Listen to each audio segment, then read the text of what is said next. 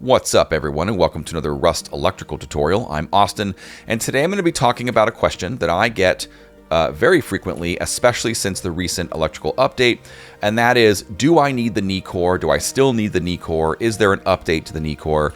And I'm going to attempt to answer that question by comparing this to a standard setup so that you understand the differences and whether or not you should or shouldn't use the Nih Core.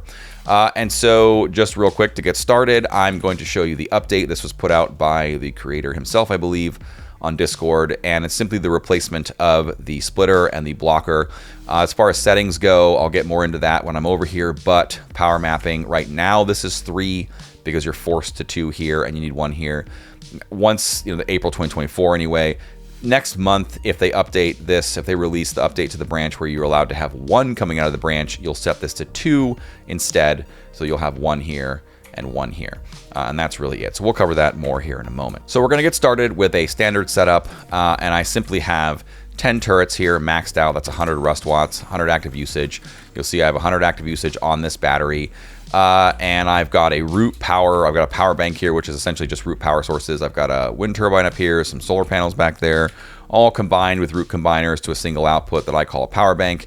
And then I have 130 running to this battery right here. And then the output is, of course, running to these turrets. And you'll notice the active usage is 100.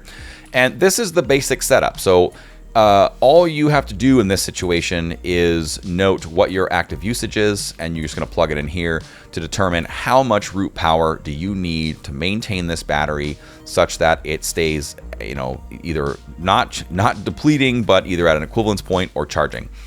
And it's very simple. Active usage times 1 divided by 0.8. So active usage divided by 0.8 gives you the approximate minimum charge, and really it's the equivalence charge. So 100 divided by 0.8 is 125. If I set this to 125 exactly, it actually slowly kind of starts to deplete very, very, very slowly. So 127 seems to be the sweet point. So you can think of it as this equation plus a couple of rust watts is sort of the minimum. More if the battery isn't up to capacity yet and you want it to charge up faster, you can then do that and then lower it down to around here to set it to just sort of sit there and wait. Now, this is over the course of 1 rust day on average, so it doesn't mean that you can have solar panels and just set it to this value, because when the sun goes down, those go to 0, which means you have, if on vanilla, you have 15 minutes of no root power, which means this would have to be more. You'll have to experiment with that server you're on, where you set this up, so forth, so maybe 140, 150. The point is, this is the standard setup. You have to account for the fact that batteries have a 80% charging efficiency, which simply means that they only accept 80% of the power coming in to go to charging. So that's why if I were to set this to 100, saying I have 100 active usage, I'm using 100, so I'm going to bring in 100 to balance it out, you'll notice that I immediately start losing capacity. My capacity is dropping because it's only accepting 80% of that 100 for charging, so you have to compensate for that by adding some, by calculating your amount and then plugging that in and making sure it's get that on average. So that's it. That's all you have to do. This is the standard setup. This is without any special stuff, without any special circuits, whatever. This is what you have to do based on your active usage. You have to do this calculation and make sure you have the correct amount of root power coming in. So bouncing over to the Nih Core here, what's the difference? Why is this different? Why does everyone tout this? Why does everyone love this circuit? And, quite frankly, right off the bat, this is a brilliant circuit. This is probably one of the most powerful, root power battery relationship circuits in Rust. This thing is great. So what does it mean? So here I've got right now 104 coming in. And if I were to turn on these turrets, same thing, 10 turrets, I just set them up differently with splitters versus branches to show you that it no longer matters. And I've got 10 turrets, and I've currently got coming in 104. And so what you'll notice is that my active usage is 0. And why is that? And I also have a one charging rust watt coming in by its little lonesome. So why is the active usage 0? Because what the Nih Core does is it has essentially a failover point to where if you have enough root power, it'll power all the stuff you've got going off of the root power rather than the battery. So therefore, battery active usage will be 0. What happens is, if you reach a point that's below the failover point, so let's say I go to 100, you'll notice that now I've swapped over to the battery. No power cycling, no loss of power, but now we're on the battery, and we have an active usage of 100, and I'm actually losing capacity. And that's because once you're on the battery, you are subject to the 80% charging. So my 100 coming in is not enough to keep this thing charged. It will, if it never goes back up, it will end up killing this battery. And so what it does is, I'll put this back up to say 105 so we can get over the failover point. There we go. So now I'm back to 0. I've got 2 rust watts coming in. And so the way this works is that we have a branch out coming in over here. And this branch, if you're looking for easy mode, for those of you who, if this is confusing or you're not sure how to set this up, simply set this branch and this branch to whatever the battery's max capacity or output is, max output is, in this case 100, and that's all you got to do. You can mess with these and go lower, but note that if I were to drop too low on these, it is going to shut down some of my turrets. So there are reasons why you could get real fancy with this. But if you're looking to just have it operate in its root form, then just match these to whatever your battery is that you're using and just leave it at that. I don't know that this one is really necessary, this branch here, but this is the update that he put out, and so maybe there's a functionality that I'm unaware of. But you could, in theory, connect this port here, the power in, straight to your OR switch, and it would essentially do the same thing if you matched this one to the battery. But having these the way they are, this is how he put it out, and so I'm just gonna use it as he has dictated. So what happens is you have power coming in, and you set this to your capacity, which means you're gonna pass 100 here, and what's left over goes into this branch, of which currently you have set to 3, 2 next month probably, comes up and keeps this memory cell in the correct state. So right now we're in the output side, but if you lose enough power, you'll swap over to the inverted output, and that's what bounces you between root power and battery power. And so anything left over, in this case 2, gets routed through this OR switch and gets sent back to the battery.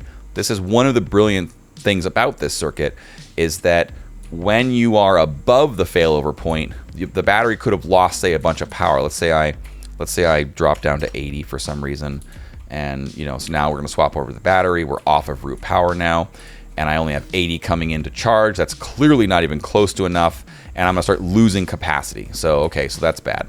Now, if I were to jump back up to say 110, and actually before I say that, that's here as 0. This is why we swapped over, because now I have nothing, because it's going to branch out priority.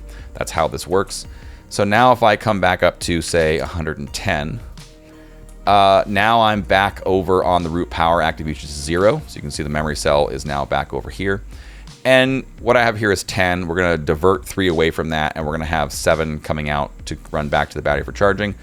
Just, 7 rust watts isn't a lot to charge a battery, but if that battery has 0 active usage, that 7 has a much larger impact on that charging than a battery with active usage, right? There's like a balance between them that I showed you over there. So the simple is, if I set this to 104, this is essentially the same. I've got 1 coming in. This is essentially the same as when this is set to 127, give or take. It's a power saving. So why use the Nih Core? You can use the Nih Core to run your stuff off of root power, and when you're over the failover point, anything over 104 or 104 and greater, that puts root power coming to your battery with no active usage present on the battery, which means it will charge. So let's say I jump up to 130 in my root power. Now I've got 27 coming in with no active usage, and I'm still on my turrets over there based on the root power. And so my charge, essentially, I can charge this battery quicker when I have enough power, because I cut off the active usage and run everything off of root power, and whatever I have left over minus what I need right here is going to go straight back to the battery, which means this will charge up much faster.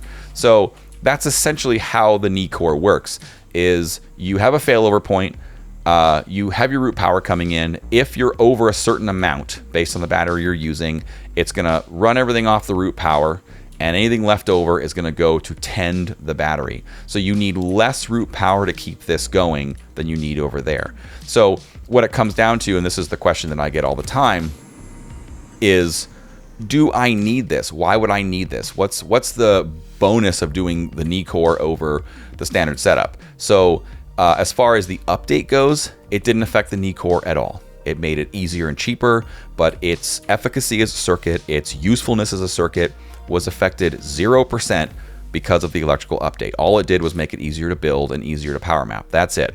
And now you can have 100 active usage coming through it. So it just made it better. As far as do you need it, it entirely depends on 1, what kind of player you are, and 2, what kind of setup you have. How big are you in a big group? Do you have 8 batteries? Do you have 1 battery? It depends. Is it useful for most people? I would say that it is. But if you are a solo player with a 2x1 or a 2x2 and you've got some lights and a simple crafter, I mean, maybe not. Maybe you don't even want to give up the space for this. If this benefits you, if you're a clan of 8 people and you have a huge base and a bunch of batteries and like a farm of wind turbines, yeah, you should probably use this. You could hook this up per battery, save yourself a lot of root power requirements. The more batteries you have, especially at max capacity, the greater the savings over time by using the Nih Core. So in that respect, every clan, every major electric build should probably make use of this. It'll save you a lot of trouble and root power. As it gets smaller and smaller and smaller, down to a single battery, if I had a large battery like this at 100 rest watt capacity or 100 active usage capability, I would use it because it saves me root power. It gives me a greater control over what I need. Whereas if I have 104 here, that's the same as requiring 127 here, basically, if you think about it, relative to each other. Should you use it? If you have the complexity and build present in your base to require it, or to benefit from it, I should say, then yeah, you should use it. Do you have to use it? Absolutely not. You can set up a standard setup just like this with some sort of combination of root power sources and be just fine. As long as you follow the basic rules of the charging efficiency requirements, you'll be just fine. Would you benefit from this if you set this up?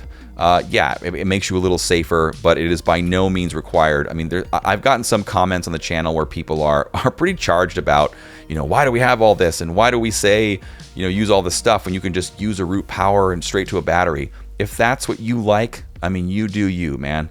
Do whatever you want. If you want more control and you want to, make use of some greater complexity to better control the root power that you have coming in, then by all means, try out the Nih Core. I think you'll like it. So that, folks, is just about all I've got. If you have any questions or comments, you can leave them below. Otherwise, you can get me on my Discord. See you later.